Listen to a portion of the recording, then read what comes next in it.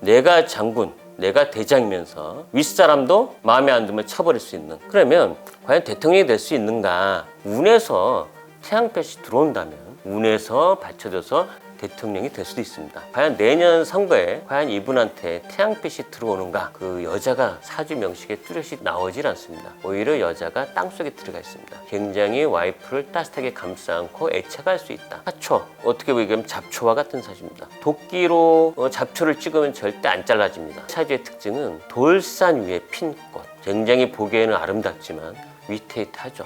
이재명 후보는 사주 전체로 봐서는 오히려 윤 후보보다는 좀 더 조화롭다. 이재명 후보의 1월 위기설이 굉장히 많습니다. 그건 왜 그러냐면 윤석열 후보는 8살이지만 이재명 후보는 지금 올해 형살이 들어왔습니다. 잘못하면 모든 내 명예나 관직이 다 땅속에 들어가서 묻어질 수 있는. 예, 안녕하십니까. 저는 고려대학교 철학과 동해양 철학을 전공했고 현담 사주장명 철학원이라는 철학원을 운영하고 있습니다. 목과 화는 없지만 금과 수로 이루어진 금수쌍청이라고 해서 아주 훌륭한 사주입니다. 굉장히 깨끗하고 강직하고 총명한 사주를 뜻합니다. 토가 3개나 있어서 이거 인수인데 기본적인 머리도 있는 사주고, 흔히 조선시대로 말하면 굉장히 꼿꼿한 선비와 같은 사주입니다. 불의와 타협하지 않고 자기 갈 길을 묵묵히 가는 사주입니다. 또한 이 사주의 특징을 보면은 재물도 안 보이고, 흔히 말해서 무재사주, 무관사주라고 합니다. 관이 없다? 관은 조직이면서 법률, 규율을 뜻합니다. 조직 생활하기 굉장히 힘들고 남 밑에서 일하기 힘든 사주입니다. 그러면 윤석열 후보는 어떻게 검찰하는 조직에서 일을 했는가? 사실 어떻게 보면 검찰하는 조직도 자기 나름대로의 어떤 주관과 일을 할 수 있는 조직이기 때문에 가능했을 것이라고 봅니다. 그리고 이렇게 관이 없다는 얘기는 조직을 친다 또는 윗사람을 친다, 뒤엎는다. 만약에 조선시대에 이런 사주라고 한다면 아마 임금이 등용을 하지 않았을 겁니다. 왜? 어떻게 보면 반역과 모반을 할 수 있는 사주다. 좋게 말하면 혁명가의 사주라고 할 수 있죠. 이렇게 윤석열 후보의 사주는 이 상관이 굉장히 강한 사주로서 흔히 상관격이라고 합니다. 그리고 겨울에 태어난 금이기 때문에 굉장히 차가운 사주입니다. 좋게 말하면 차도남이다. 또한 괴강살이 있습니다. 괴강살. 우두머리 살이라고 합니다. 장군이 말 위에서 부하들을 호령하는 살이다. 내가 최고다. 내가 장군,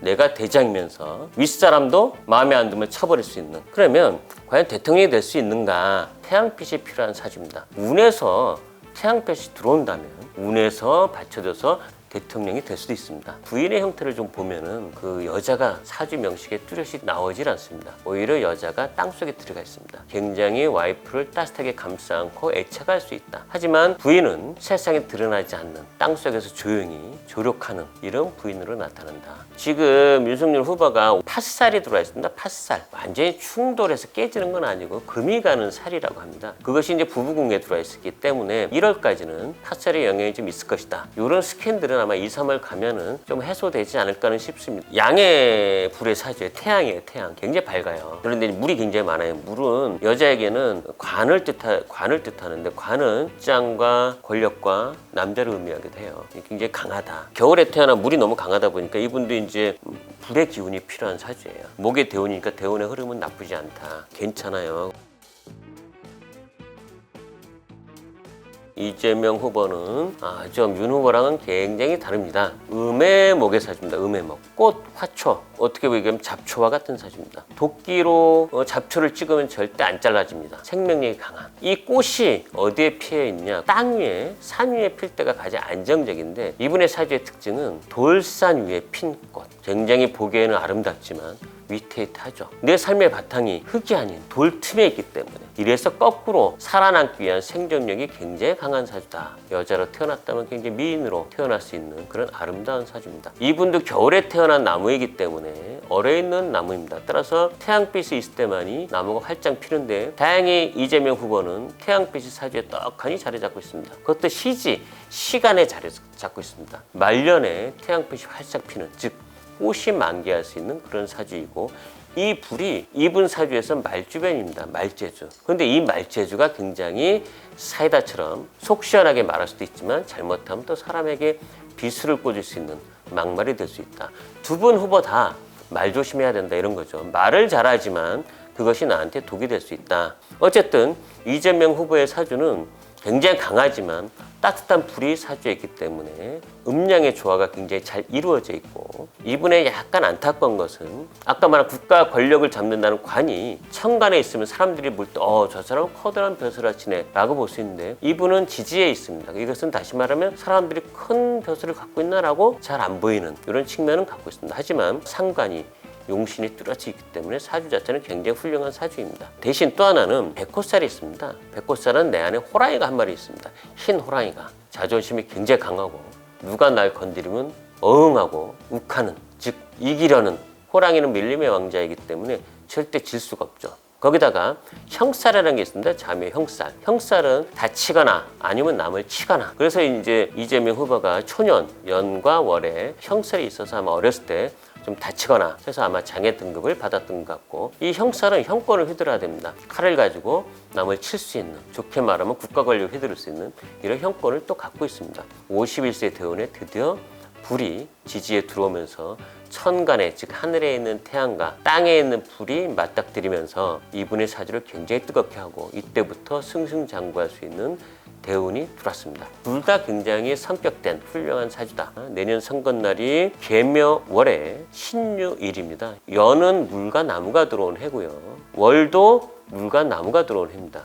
물과 나무가 들어온다는 것은 두 분한테 운세가 비슷한데, 이재명 후보의 1월 위기설이 굉장히 많습니다. 그건 왜 그러냐면, 윤석열 후보는 8살이지만 이재명 후보는 지금 올해 형살이 들어왔습니다. 잘못하면 모든 내 명예나 관직이 다 땅속에 들어가서 묻어질 수 있는, 연애도 들어와 있고 월에도 들어와 있고, 그래서 1월을 잘 넘겨야 순탄하지 않을까. 그럼 만약에 잘 못 넘긴다면 많이 어려움이 있을 수 있고, 흔히 뭐 낙마설도 있고 여러 가지 있지만, 이분이 대운이 안 좋다 이러면은 진짜 큰일이 일어나겠지만, 대운이 워낙 좋기 때문에 어느 정도 넘어가지 않을까라는 생각도 듭니다. 그리고 부인 문제도 마찬가지입니다. 지금 고초살과 이렇게 들어와 있어서 그렇지만, 이분 사주는 부부궁이 합이 들어와 있기 때문에 말년에 황혼 이혼을 하지 않는 한 이혼하지 않는 사주로 보여집니다. 합이 굉장히 강합니다. 이재명 후보의 사주도 태양이에요. 여기도 양의 태양이에요. 두 분 다 만만치 않은 거죠. 인물이 훤할 수 있고 굉장히 좀 밝은 그런 사주인데, 불이 강해요. 4개나 있어요. 운세로 보면 이분한테 물은 관이에요. 불이 많으니까 물이 와서 꺼지는 게 좀 좋아요. 그리 나쁘진 않다. 두 분으로 보면 약간 이분 쪽이 조금 더 운세는 좋은데, 옛날로 말하는 정경부인 사주라는 게 있어요. 김건희 씨 사주로도 관의 형태가 굉장히 강해요. 그렇기 때문에 남편의 모습이 굉장히 하늘에 별이 딱 뜨듯이 굉장히 떠있다, 나쁘지 않다라고 보여지는 거고, 이분은 이제 그런 면에서는 자기가 더 강해요. 오히려 어떻게 보면은 남편보다 자기가 더 두드러지는 이런 형태다, 좀 이렇게는 보여져요. 그리고 이분도 남편의 모습은 굉장히 흔히 힘이 있고 뚜렷한 남편이기 때문에 충분히 뭐 그런 쪽으로 가능하다. 둘 다 장단점이 있어서 뭐 이거 가지고 딱히 뭐라 하기는 애매한데, 우리나라 흔히 동방의 나라라고 해서 우리나라 간목의 나라라고 합니다. 즉 나무의 나라라고 합니다. 아까 제가 얘기했지만 수와 목이 들어온 해이기 때문에 나무한테 물을 주면 생하기 때문에 내년이나 후년에 우리나라 국운은 좋아진다라고 저는 판단이 듭니다. 이거는 그냥 지나가는 얘기로 임인년입니다. 임. 근데 임자라는 글자가 왕자의 맨 위에가 좀 삐딱한 그런 왕입니다. 그냥 제 이걸 혼자 개인적인 생각인데, 왕을 뽑는 해인데 해필 임자라는 왕의 가시 좀 삐딱한 모습이다 보니 아마 국민들이 충분히 왕으로서 만족하지 않는, 좀 뭔가 불만족스러운 왕이 나오지 않을까, 그런 아쉬움은 좀 있습니다. 자라는 글자가 조금은 아쉬운 측면이 있다. 하지만 우리나라로서는 나무의 나라가 물이 들어오기 때문에 한 걸음 더 생할 수 있는 그런 운이라고 생각이 듭니다.